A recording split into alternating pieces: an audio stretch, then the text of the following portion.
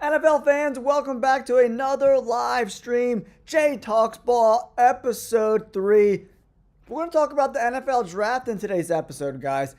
They're building a new apartment complex right next door to me, so if you hear a bunch of hammering and craziness, please bear with me, guys. All right, the NFL draft, guys. We're coming in right around 2 months away from the NFL draft. A very, very, very interesting time, right? If you're looking at number 1 draft pick, the Tennessee Titans are on the board, right? Where do they go?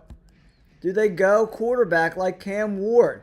Do they go a guy like Abdul Carter? I think it's between those two. Personally, with the Titans on the board, I don't know if Will Levis is the guy, right? There's not a tackle worth taking number 1. This is a potential trade out spot. Maybe they trade back a few spots with the Giants, who maybe come up and take Shedeur Sanders. But for me, I think they go Abdul Carter in this spot, right?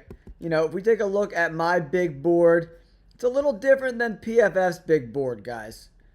Definitely a little bit different.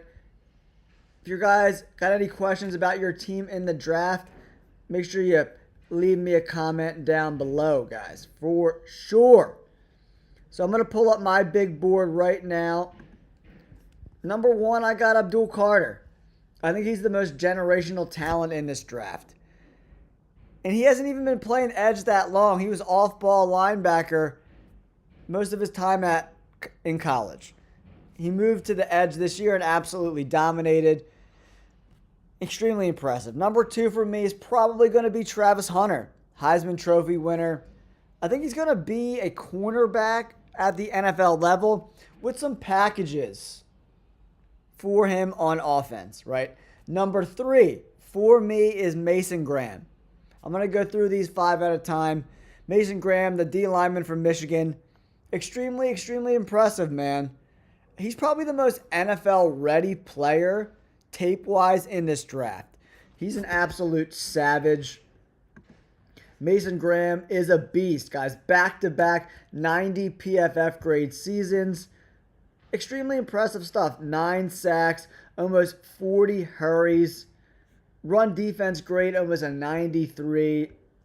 This dude's as solid as it gets. 6'3", 320 pounds. The dude's a straight up monster.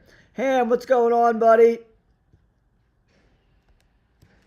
Yeah, I don't know if the Panthers are going to be able to get up from 8 to get to number 1, Ham. That would be that's a lot of draft capital, I think, right? To get all the way up to number 1 potentially for them. I don't know if they can get all the way up there. For me, the linebacker from Alabama is definitely in play. For a lot of people are mocking him to the Panthers, right? Jalen Walker can play off ball. He can play on the edge. The Panthers might get a steal in Jalen Walker with number 8. I think that's a great pick, Ham. I like him going number 8 to the Panthers, right? Now, the rest of my top 5 goes Tetairoa McMillan, number 4. I think he's easily the best wide receiver in this draft class, and I think he's very, very talented, man. I love Tet McMillan. He's got great size, too. 6'5", 215 pounds. Yeah, Tet McMillan for the Panthers would be great. Give them another element on offense. I don't think they really have the receivers, guys, to kind of manifest an offense that's going to be able to go up and down the field consistently, right? Tet McMillan, back-to-back over 84 PFF grades, 60% contested catch rate, receiving grade 85, drop rate under 8%. He had 1,300 yards.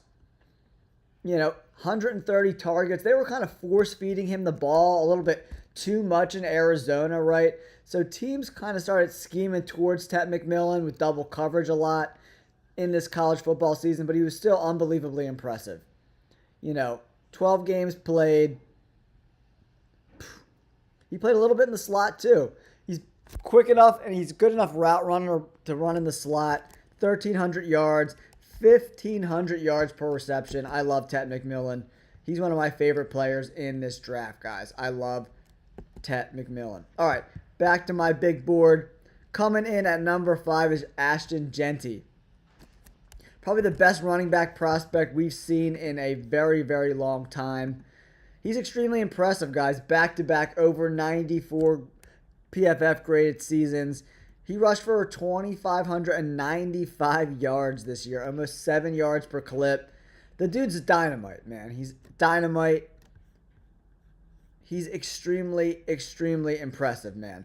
I love myself some Ashton Jeanty. He is as good as it gets, guys. He really is that talented. Will he last till 12 to the Cowboys?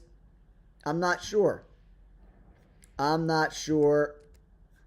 We'll have to see how that plays out for him.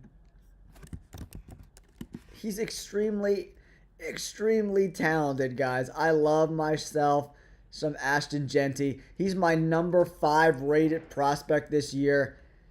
There's a deep running back class, so do we see the running backs kind of fall because of that?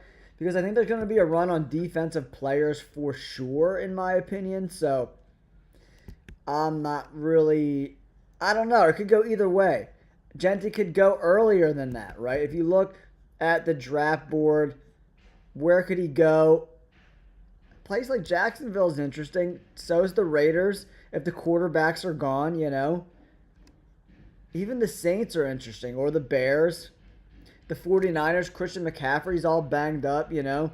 But if the Cowboys want him, they could probably get Ashton Jeanty, in my opinion. I like myself some Ashton Jeanty. I think he's very, very, very, very talented. All right, my next 5 guys. Tyler Warren, the tight end from Penn State. He's a monster. 6'6", 1,200 yards.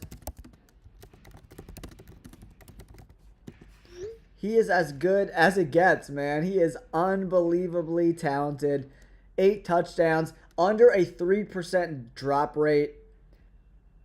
93.3 receiving grade. I love Tyler Warren. Then it goes Will Johnson, the cornerback from Michigan, who missed most of the year with an injury. Mike Green, the edge defender, and Marshall. Dude, he's just an absolute beast, man. Mike Green is just absolutely insane. Dude, he is... I think he's going to have an incredible year. I really, really do. Whoever gets Mike Green, guys, I think is going to be over the moon with that talent. I love... I mean, Mike Green is just so unbelievably... He just makes everybody look small and weak. You know what I mean? He's just like one of those guys that just absolutely dominates the line of scrimmage, right? He is so unbelievably talented. Like, I love myself. Man, Mike Green, like, I think he's just going to be such an unbelievable dog there wherever he lands. I think the farthest he goes in this draft is probably the Falcons, in my opinion. The dude is just super, super full of talent, man. I love Mike Green.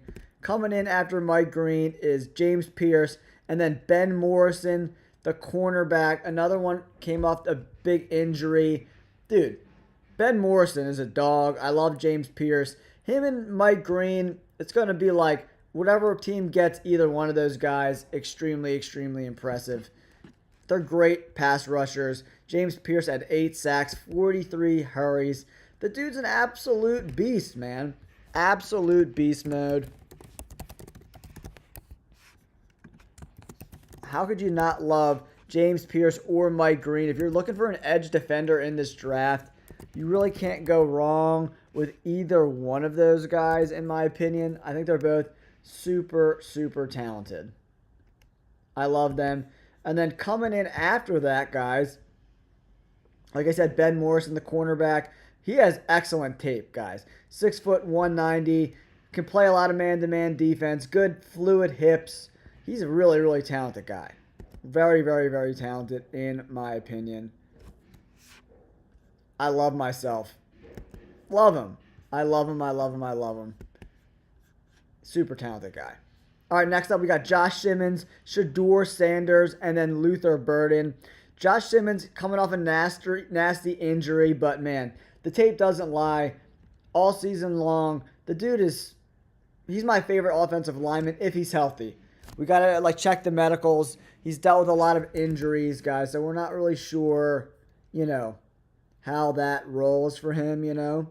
So we'll have to see how that goes with the medicals for Simmons, right? He's going to be one of the more talented guys. I think he could be a steal. Jalen, what's going on, buddy?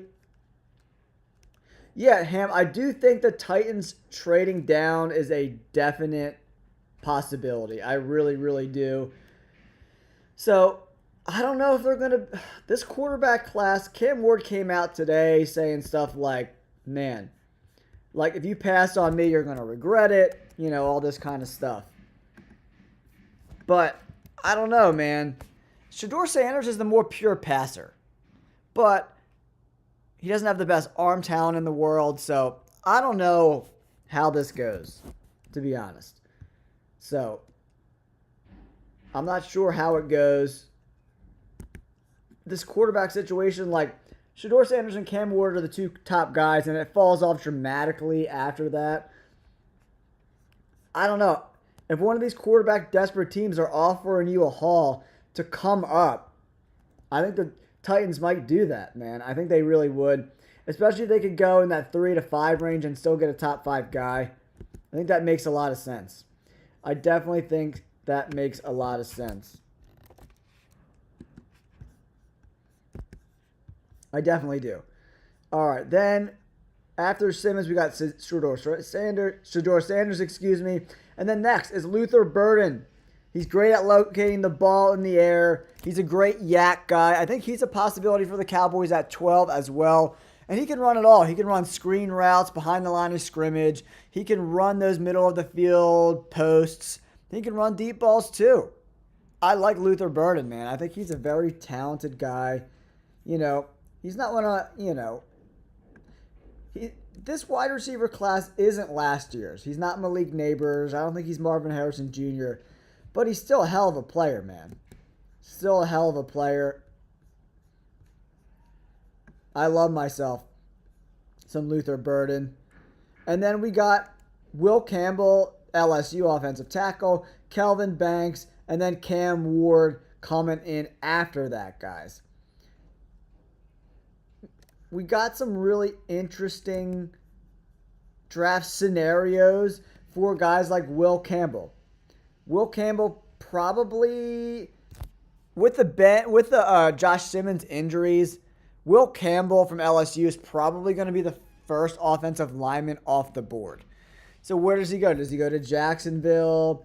Does he go to the Raiders, the Jets, the Panthers? I think all these teams, Saints, Bears, are all in play for Will Campbell. He's probably going to, like I said before, I think he's the first guy off the board. Yeah, I don't think Genty gets to number 32, but that would be ridiculous. Genty's just an unbelievable talent, man. He really, really is. You look at those numbers, and I don't care what conference you play in, it's pretty impressive stuff, guys. Pretty impressive stuff. And Jahdae Barron has been climbing up draft boards, man. He has been. He looks really, really good as well. He is the cornerback from Texas, right? I think I'm going to pop him in right after Shedeur Sanders.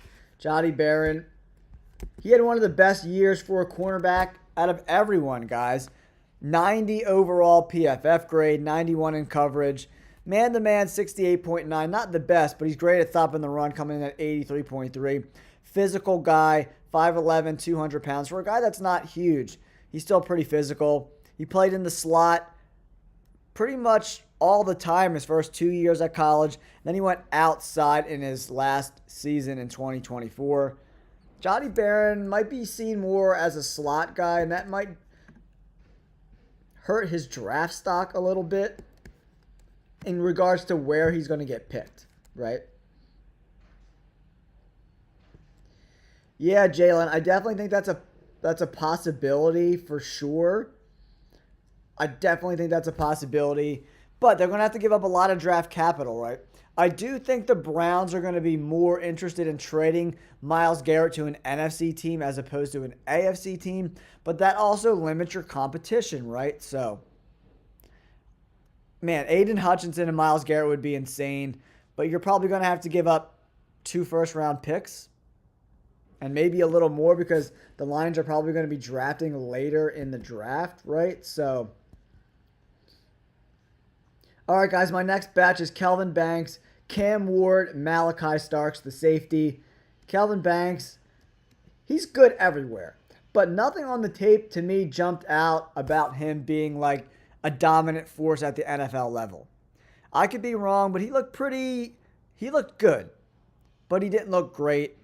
But teams are always desperate to draft offensive linemen. I think a lot of these offensive linemen are going to be pushed into tackle, right?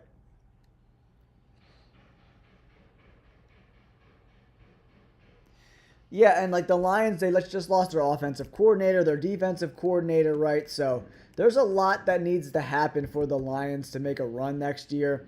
I think there's going to be some growing pains in the beginning of the year.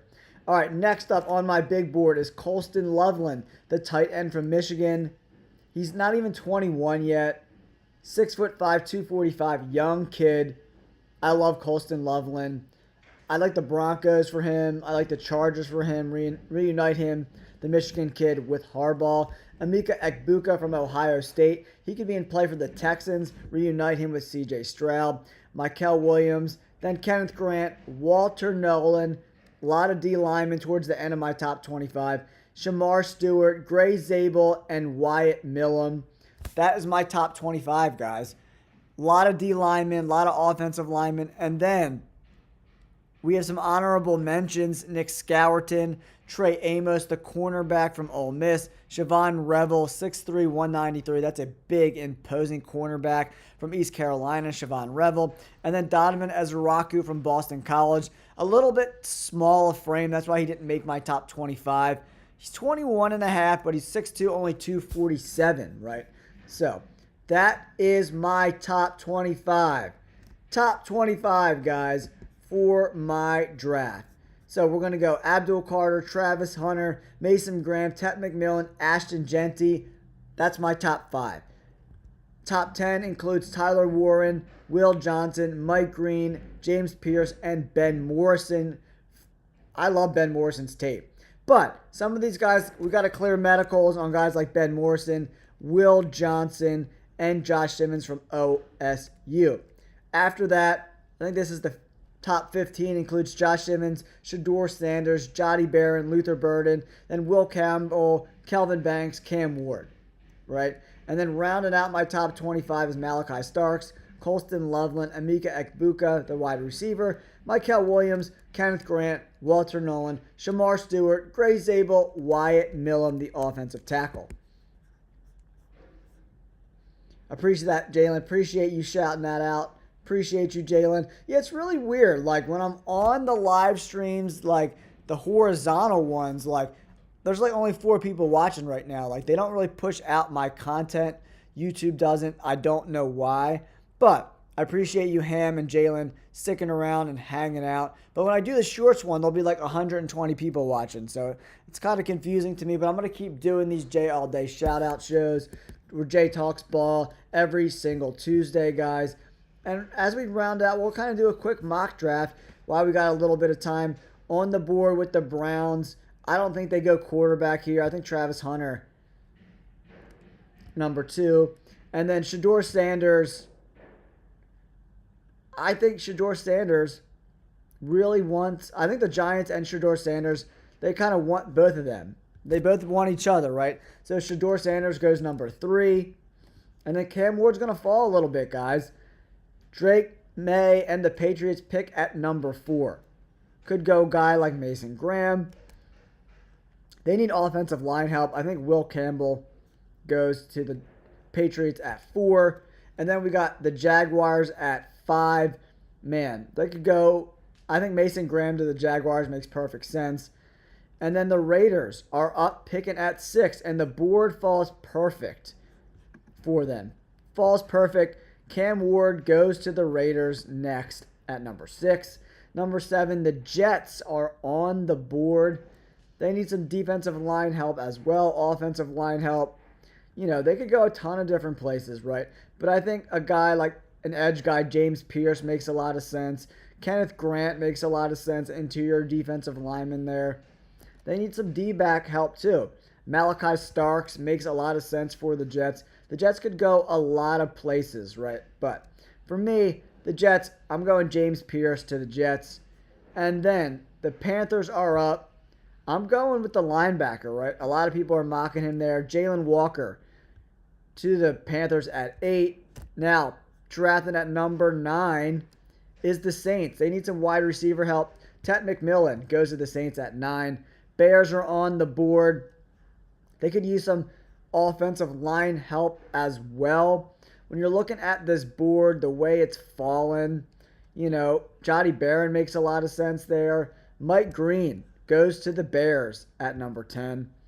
Then San Francisco 49ers, they need offensive line help.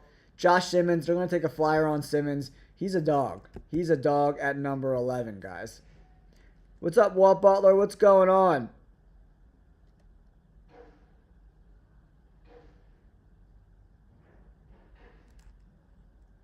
Oh, thanks, Ham. I appreciate you, buddy. Yeah, man, we've only been doing the NFL content for a little over a year now. We're almost closing in on 15,000 subscribers, so we had a pretty successful first year. So I think we're going to do it. You know, I'm just going over like a little mock draft right now. The Cowboys are up. They could go Ashton Genty, Luther Burden, Tyler Warren makes sense. A cornerback like Will Johnson I like. But I know the way Jerry Jones operates, he's not passionate up on Genty, even though I think it's a dumb pick. I think the Cowboys are going to go Genty at 12. And now, the Dolphins are up at 13. They need offensive line help desperately, man. But the board hasn't really been too kind to them, right? I think Kenneth Grant is definitely in play for the Dolphins. I think Kenneth Grant goes to the Dolphins at 13. Colts are on the board. They're taking Tyler Warren. Shane Steichen needs a big-time tight end weapon in that offense. Tyler Warren, no doubt about it, goes to them at 14. And then the Falcons are up. They need the best edge defender on the board right now. The two prime guys are off the board. So Mykel Williams or Shamar Stewart are the guys probably for them. You know, I do like Malachi Starks for sure. And they could go cornerback Will Johnson maybe. That makes a lot of sense for me. But I think they're going to go Derek Harmon is on the board as well. He's probably the best pass rusher out of these guys, 86 grade. Mykel Williams, 70 pass rush grade. And Shamar Stewart, it just hasn't been there, right? So, yeah, Derek Harmon, he's going to the Falcons at 15.